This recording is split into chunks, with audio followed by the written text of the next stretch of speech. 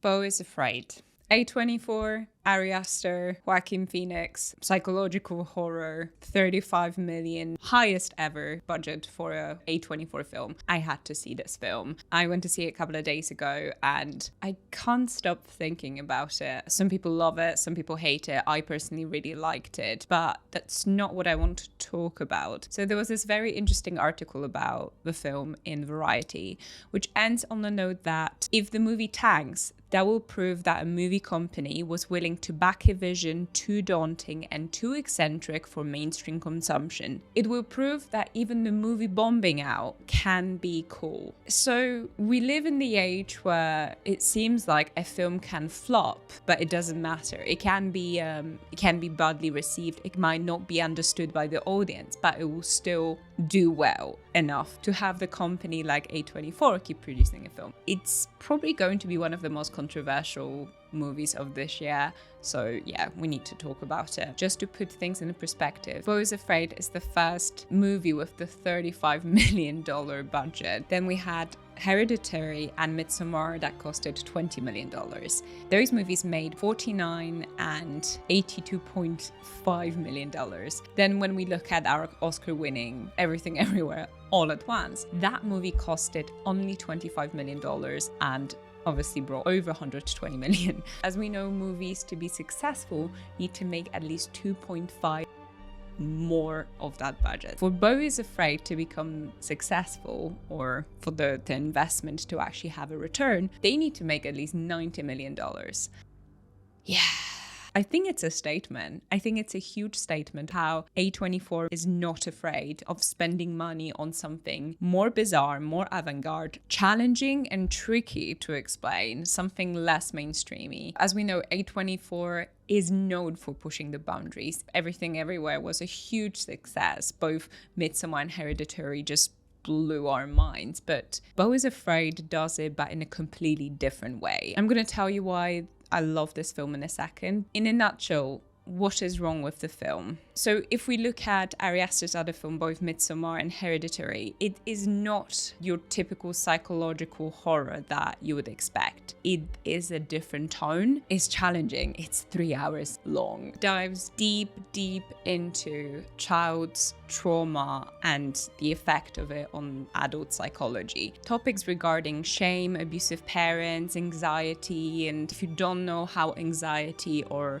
mental disorders feel or seem like, this film dives really well into, and they really try to make you understand what the world must look like if you deal with those issues. So Joaquin Phoenix plays Beau, whose life and journey we follow all throughout the film, and we get to explore how his traumatic childhood has effect on his life, and the film shows very well what happens when adulthood and masculinity of a man is imprisoned, it's held back, and what happens to a person like that. So we're diving deep into psychoanalysis, and we get to experience the result of a child who assumes responsibility for his parents' trauma and how that's passed through generations. The movie looks stunning. It got the release on an IMAX, so it is actually encouraged to be experienced on the best screen you can possibly get. So I would recommend going to see that. So many critics and people rushed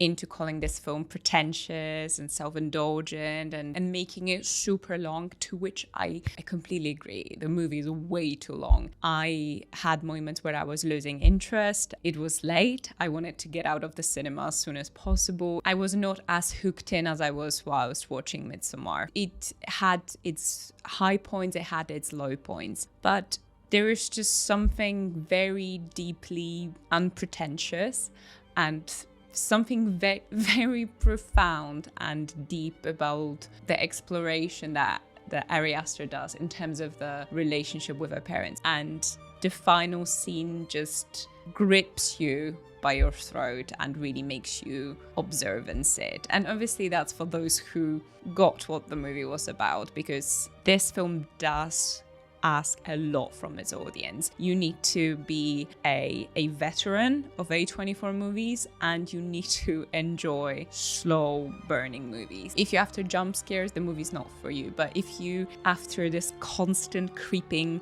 anxiety and feeling unsettled whilst also having so much thought process. There's just so much introspective and so much commentary on society and parenthood that you're just there with the film. The film is still worth watching. That's what makes me think that the film does not have to be necessarily good to leave the impact, as long as it makes you intrigued, like really tickles your fascination or your curiosity about the world. Can we then praise the movie? Can we then spend our money and go and see it? We should look at Ari Aster as an author, someone who generally just changed the way we look at horror movies, and he really set the bar and the certain level of what type of horror movies we enjoy. The psychological horror movies are coming directly from him, or the trend. The success of Hereditary and Midsommar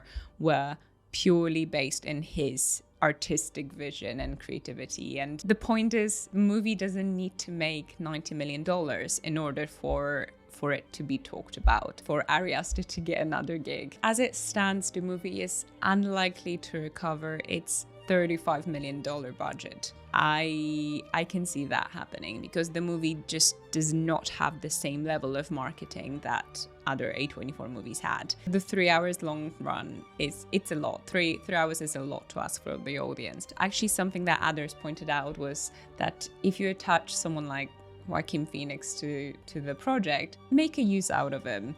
Some of the commentary was that they made him extremely unlikable and really debased him into this one tone of a man that just didn't have much to do apart from just being in the frame. However, if you think about Beau as a character and someone who perceives and sees the world through horror and anxiety the entirety of the time, yeah, I'm actually willing to believe there's not going to be too much depth into that. There is going to be a pulp. There is going to be a shell of a man on the screen, a shell of a boy that never had a chance or never was rightly set off for the world to live an adult life. So you could say that Joaquin Phoenix's performance does justify the character's intention and the way he's meant to feel and react. At the end of the day, I don't think it will matter. The traditional measures of what we define a successful movie as have completely changed. If the movie will fail commercially based on its quality, it won't matter at the end of the day because it will be praised for its daring avant-garde quality and new innovative way of storytelling. And Ari Aster might have started a little revolution, just proved us that it doesn't matter. I don't need to follow all the rules in order for the audience to get to talk about this film, because the film doesn't have to be successful. It can fail commercially. Those very factors will actually contribute to the film's status of a cult film. We saw the same thing happen to a Donnie Darko, right? All those cult movies tend to challenge the audience, tend to explore different ways of looking and seeing the world. And rest assured, Beau is Afraid is a film that you have not seen before, and you might not be able to figure out what to do with film, but I guarantee you will read something about Beau is Afraid this year. It's a lot. I know the movie is a lot, and I had no idea how to approach the topic. I didn't want to review the film because it took me a little time to actually figure out that I did enjoy the movie, that I do consider this movie to be great. But personally, I don't think I have it in me to watch this film again. Thanks for watching. Please let me know what did you think about the film. Catch you guys later. Bye.